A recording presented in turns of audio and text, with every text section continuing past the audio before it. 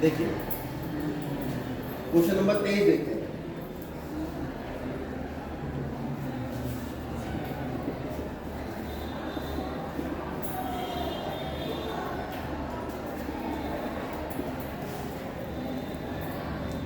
इसको कई तरीके से बच्चे करते हैं, सबसे आसान तरीका ढूंढते हैं। प्रतिस्थापन हमें मानना है और ऐसी चीज़ माननी है जिसका डेरिवेटिव पॉसिबल है। तो किसे मानना है? साइन इनवर्स एक्स को मान लेते हैं। ठीक, differentiate with respect to X. क्या करें?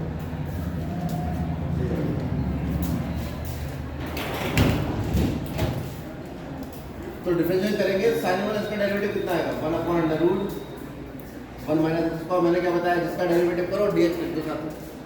ये dt/dx से फिर इधर लेके आओगे, बात तो वही है।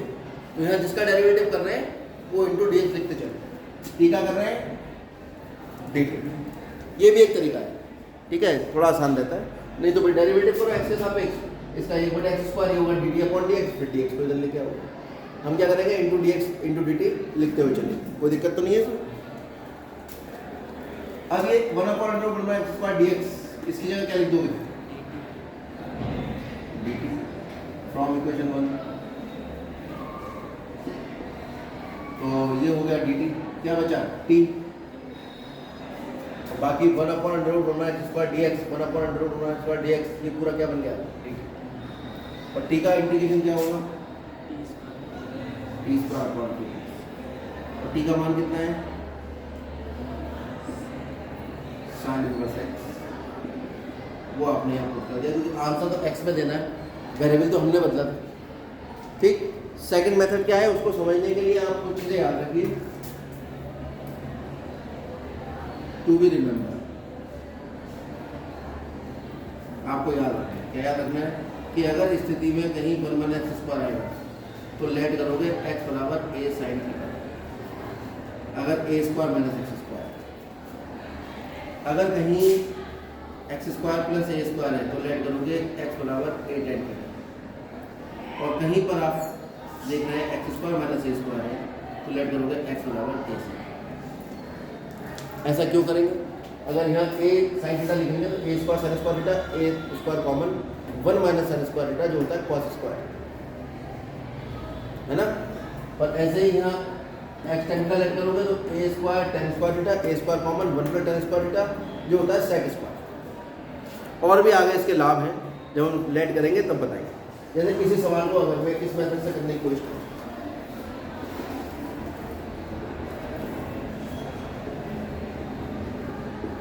आप कहेंगे अभी तो बताया आपने कि a² - x² तो x बराबर a tan sin theta, a की जगह कौन आ गया? 1 आ गया, 1²। तो a का मान कितना हो गया? 1। तो मान लेते हैं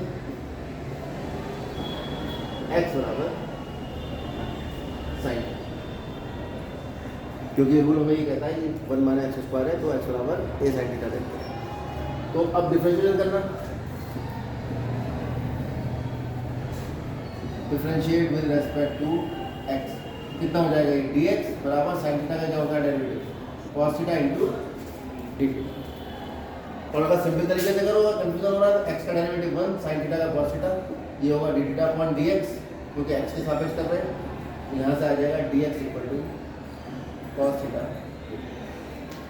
अब अपने क्वेश्चन में जहाँ dx है उसको रिप्लेस कर देते हैं किससे? cos theta into d theta से। और x की जगह क्या लिख देंगे? sin theta. Now from equation 1 i बराबर साइन इनवर्स अपनी जगह और x की जगह आ गया कितना? sin थीटा, वर्गमूल 1 - sin² थीटा, क्योंकि x को sin थीटा माना है, x की जगह लिख दिया। और d थीटा की जगह कितना लिखोगे? वो dx की जगह cos थीटा dt। कितना आ गया? साइन इनवर्स साइन थीटा आ गया, 1 - sin² कितना हो गया? cos² theta into cos theta into D theta upon ये आ गया cos theta into D theta, cancel out, कितना आ गया? Theta into D theta. और थीटा का इंटीग्रेशन होगा थीटा² अपॉन, तो थीटा के सापेक्ष हो रहा है, थीटा की घात 1 है तो वह एक्स के घात एन वाला सूत्र लगेगा, एक्स की घात N plus one upon N plus one. और थीटा का मान कितना है? थीटा का मान तो नहीं, एक्स बराबर साइन थीटा है। अब क्योंकि एक्स बराबर साइन थीटा है तो यहाँ से पता लगेगा साइन इनवर्स एक्स बराबर कितना हो जाएगा थीटा। तो इसकी जगह लिख दो कितना, sign inverse x square upon 2 plus. Answer में कोई चेंज है नहीं। इसीलिए इंटीग्रेशन से जो क्वेश्चन होते हैं वो आप किसी भी मेथड से अटेम्प्ट करिए, अगर सही दिशा में आप कर रहे हो तो क्वेश्चन का आंसर आ जाएगा। दिक्कत कहाँ है कि ये आपका इतनी सी लाइन में सॉल्व हो गया, इसके लिए लाइनें बढ़ गई। तो आपको अटेंटिव रहना है, जागरूक रहना है कि किस क्वेश्चन में कौन सा मेथड लगा। वही पेपर बच्चों के लिए इजी होता है, वही पेपर बच्चों कहते हैं कि 3 घंटे कम पड़ गए। वो कम इसलिए पड़ गए कि आपने गलत मेथड चुन लिया था। अगर आप सही मेथड से करते तो आपका पेपर टाइम से पहले खत्म हो जाता। तो इसमें क्वेश्चन हल होना बंद नहीं होगा, 2 पेज 3 पेज 4 पेज चलता रहेगा, आपको पता ही लगेगा कि आप गलत रास्ते पर जा रहे हो, हल होता जाता है। तो इसलिए इंटीग्रेशन के जो क्वेश्चन होते हैं उसके लिए IQ लेवल आप अपना मेंटेन करने की बहुत आवश्यक है। ठीक है, पूरा ध्यान आपका हमेशा आंखें खुली रहनी चाहिए कि भाई कौन सा स्टेप है, किस स्टेप के बाद क्या आ रहा है, जिससे हम क्वेश्चन को और इजी तरीके से करें। जैसे 15वां सवाल,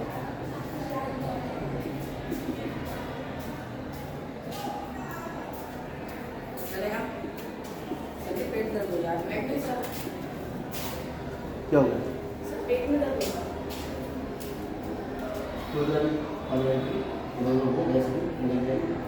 होगा।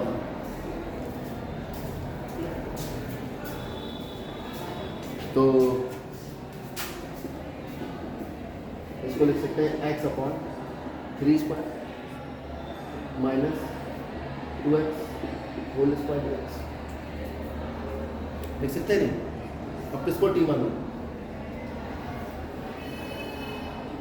क्योंकि फॉर्मूला तो कोई है नहीं, कोई सूत्र भी नहीं, और इस ऐसी चीज को टी मानना इससे सूत्र बन जाए। तो ऐसा करते हैं, मान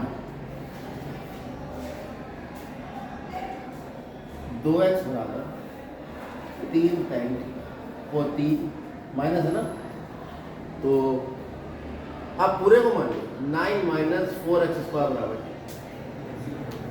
क्योंकि फॉर्मूला बनने का हिसाब किताब लिख लेगा।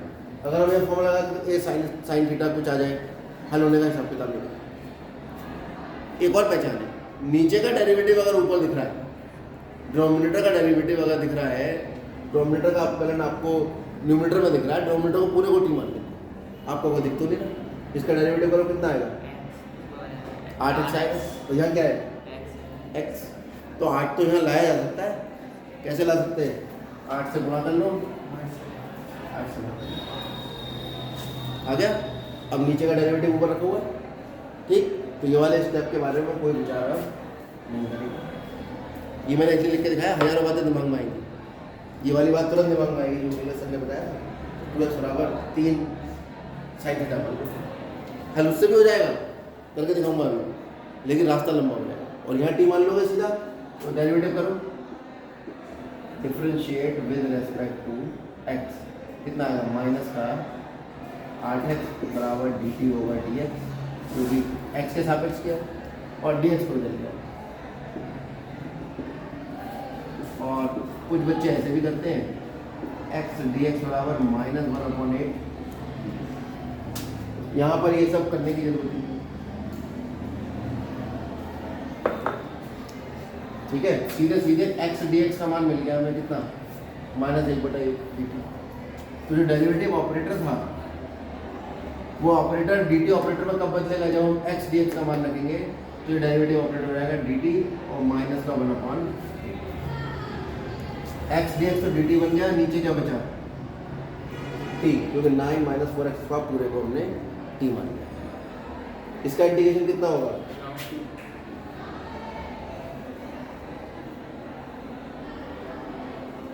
कितना हो गया, t का मान कितना है,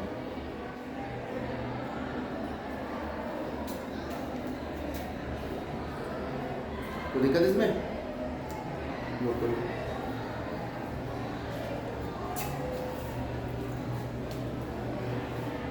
इसके बाद ये बड़ा अच्छा प्रश्न 19वां,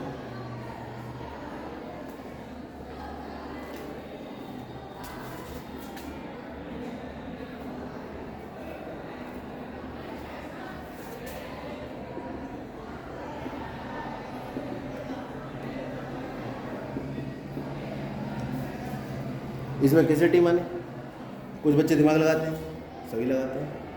e to the power 12 upon ये माइनस 1 अपॉन ये, फिर उसमें नीचे वाले को टी मान लो, चलो ऊपर वाला मिल गया, लेकिन दूसरा वाला सॉल्व नहीं होगा। ठीक है, इस सवाल को करने के लिए विशेष ही तरीका अपनाना पड़ता है, विशेष तरीका अपनाना पड़ता है। क्या है वो विशेष तरीका, याद रख लो, अंश व हर दोनों को e to the power x से भाग कर दें। आप कहोगे क्यों, क्योंकि बहुत सारे लोगों ने बहुत मेहनत करके देखी इसमें, तब किसी ने जाके वो मेथड निकाला है ना।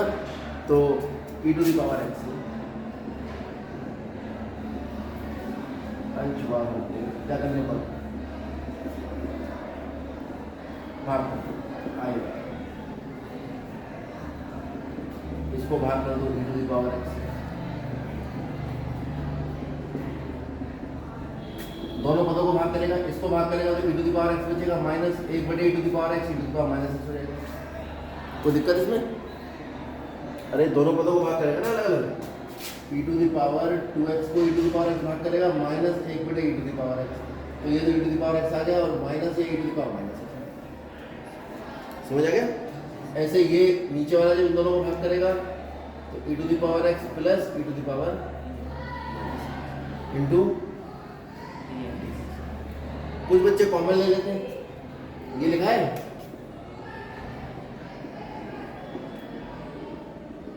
e to the power x common ले लो, कितना बचा e to the power x plus e to the power minus x, और नीचे e to the power x common लो, e to the power x minus e to the power minus. ऐसे भी करते हैं बहुत सारे e टू द पावर से कट, कॉमन लेने में जो चीज़ नहीं होती है उससे भाग कर देते हैं। तो e to the power x हम कॉमन ले रहे हैं, e to the power x नहीं है तो e to the power x से कर दीजिए भाग। जो भी मेथड आपके दिमाग में फिट हो गया वो अब आप करेंगे, दोनों बता। अब इसमें मान लो अब कर दो डेरिवेटिव, ये आई की वैल्यू की सॉल्यूशन है, x के सापेक्ष अपलन करेंगे e to the power x का e to the power x, e to the power minus x का e to the power minus x into x का माइनस हो तो ये माइनस हो जाएगा। ये समझ में आई बात नहीं, डेरिवेटिव करोगे e to the power x का e to the power x, e to the power minus x का e to the power minus x, और ये x नहीं है तो इसका भी डेरिवेटिव करोगे तो माइनस x का क्या आएगा माइनस 1 प्लस माइनस क्या हो जाएगा माइनस, डायरेक्ट कर दिया।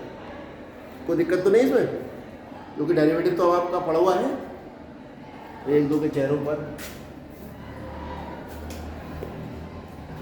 डिफरेंशिएशन करोगे तो e to the power x e to the power x e to the power minus x e to the power minus x, ये x नहीं है तो माइनस का डेरिवेटिव करोगे बराबर dt बटा dx, e to the power x plus e to the power minus x का minus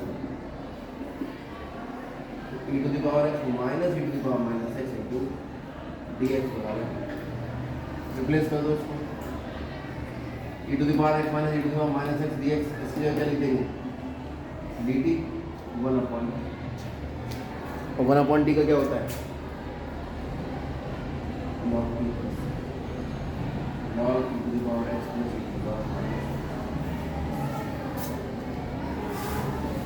ठीक, अब आंसर किताब में बदला हुआ भी हो सकता है, क्यों e to the power x plus e to the power minus x का मतलब है 1/e to the power x, इसको लिख सकते हैं log e to the power x common, वो LCM e to the power 2x plus 1 minus log e to the power x plus c, और x नीचे आ जाएगा, और log बेस की इसकी वैल्यू 1 हो जाती है, आप जानते हो। ये भी आपकी किताब में आंसर दिया हो सकता है, ठीक है, ये भी हो सकता है आंसर, और उसका यहाँ पर ले जाकर उसने छोड़ा। क्लियर है, नोट कर